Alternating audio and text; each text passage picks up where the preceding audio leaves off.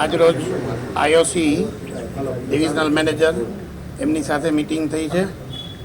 સપ્લાયની કોઈ જાતની ચિંતા કરવાની જરૂર નથી. સફિશિયન્ટ સ્ટોક છે.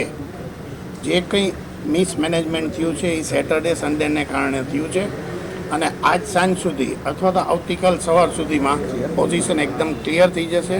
કોઈ જગ્યાએ શોર્ટ આઉટ નહીં રહે. ડીલરોને બધા સાથે જ છે, બધાને સૂચના અપાઈ ગઈ છે. કંપનીઓએ ઘણા બધા એવા ચેન્જીસ કર્યા છે કે એક સાથે એક ડીલર 20,000 લીટર માલ ન ઉપાડી શકે તો 2 ડીલરને સાથે કરીને આપશે, પણ સપ્લાય આપતા રહેશે. કોઈને તકલીફ પડવા નહીં દે. આટલી ખાતરી આઈઓસી તરફથી આજે મળી છે. જે કંઈ એના અગાઉ હતા બ્લોકેજના ને એ બધું દૂર કરવામાં આવ્યું. કોઈ જાતનું હવે બ્લોકેજ છે નહીં અને ડીલરો શાંતિથી એની જરૂરિયાત પ્રમાણે માલ મંગાવી શકશે. અત્યારની મિટિંગમાં આ રીતે નક્કી થયું. છતાં સાંજ સુધીમાં જે કંઈ ચોખવટ કરવાની હશે એ સાહેબ સાથે કરી લેશું અને થઈ જશે. કોઈ એમાં મોટો ઇસ્યુ નથી. જે કંઈ પ્રોબ્લેમ છે એ રજાને કારણે થયો છે અને નેક્સ્ટ 8 દિવસમાં એ બધું ક્લિયર થઈ જશે એવું સાહેબનું કહેવું છે. થઈ જશે. બધાને માલ મળતા સવારથી સાંજ પડશે. સવારે ગાડી ભરાય સાંજ સુધી ત્યાં પહોંચતા ટાઈમ લાગે એટલો જ ટાઈમ લાગશે. સફિશિયન્ટ સ્ટોક છે. નાયરા અમારામાં નથી આવતું. ઇન્ડિયન ઓઇલની હું વાત કરું છું. ઇન્ડિયન ઓઇલ પૂરતી વાત છે આ. Nayara is a private player. Indian oil ગવર્મેન્ટની કંપની છે. 57% સ્ટેક ઇન્ડિયન ઓઇલનો છે. એ સૌથી વધારે છે. જેને કારણે સૌથી વધારે તકલીફ આઈઓસીમાં જ પડે છે.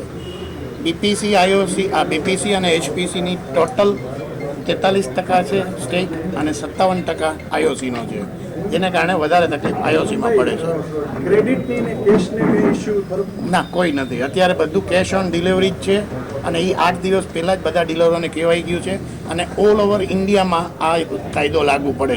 રાજકોટ માટે નથી. હું ગુજરાતનો જનરલ સેક્રેટરી છું એટલે ગુજરાતની મને ખ્યાલ છે કે બધી જ જગ્યાએ કેશ ઓન ડિલિવરી છે.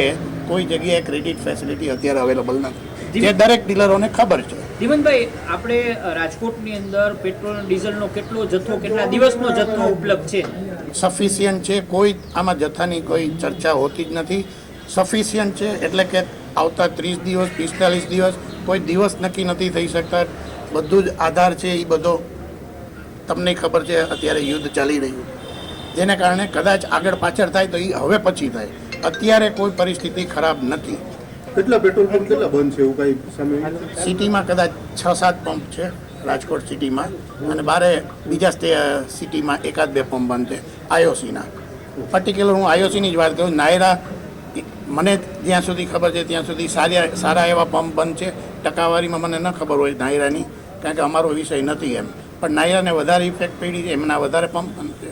પણ આઈઓસીમાં અત્યારે આ પરિસ્થિતિ છે. લોકોને ખાસ અત્યારે કોઈ મારી એટલું જ કહેવાનું છે કે તેમની જરૂરિયાત મુજબનું પેટ્રોલ ડીઝલ મંગાવે. કોઈ એવી અછત છે નહીં. હાલના સંજોગોમાં કોઈએ પેનિક થવાની જરૂર નથી. ઉપલેટામાં 4 દિવસથી બંધ છે અને એ ભાઈ અહીંયા અત્યારે હાજર છે. બધાને તકલીફ એક જ છે કે જેની પોતાની ગાડી નથી, ટ્રાન્સપોર્ટની ગાડીમાં આવે. ટ્રાન્સપોર્ટની ગાડીઓ કંપનીના ટેન્ડર્સ 5 વર્ષ પહેલાં બહાર પડી ગયેલા હોય છે. અત્યારે કંપનીને જરૂરિયાત છે 50 ગાડીની, જ્યારે ટ્રાન્સપોર્ટની ગાડી 25 જ અવેલેબલ છે કે જે ઓલરેડી અંદર એગ્રીમેન્ટથી બંધાયેલી છે. અત્યારથી નવી 25 ગાડી કંપની લઈ નથી શકતી. તકલીફ એ જ છે. એને કારણે જે ડીલરોની પોતાની ગાડી નથી એમને માલ મેળવવામાં થોડો તકલીફ પડે. ચાલુ નહીં થાય તો એસોસિએશન શું કરશે?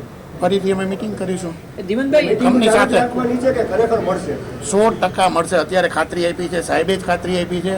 બધા જ એમની સાથે છે અને સરકારી જવાબ છે. ના ના ના, એવું નથી. એવું નથી. હું આટલા 50 વર્ષથી આ બિઝનેસમાં છું. મને ખ્યાલ છે કે જ્યારે કંપની બાંહેધરી આપતી હોય ત્યારે એ લોકોને ઓફિસરને એની પોતાની જવાબદારી હોય છે અને સારી રીતે એ પરિપૂર્ણ થતી હોય છે. તમે એવું કીધું હતું અગાઉ કે પેટ્રોલની માંગમાં વધારો થયો.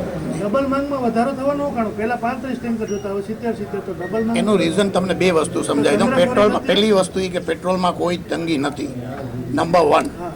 હવે બીજી વસ્તુ આવે ડીઝલમાં. ડીઝલમાં એસઆર બંધ થઈ ગયા, નાયરા બંધ થઈ ગયા છે, રિલાયન્સમાં અમુક બંધ છે અને કન્ઝ્યુમર્સ જે ડાયરેક્ટ લેતા હતા કંપનીઓ પાસેથી, જેના 22 રૂપિયા લીટરે કંપનીઓએ વધારી આપ્યા, એનો બધો જ લોડ રિટેલ આઉટલેટ ઉપર આવ્યો છે, તો પછી ડિમાન્ડ તો વધવાની જ.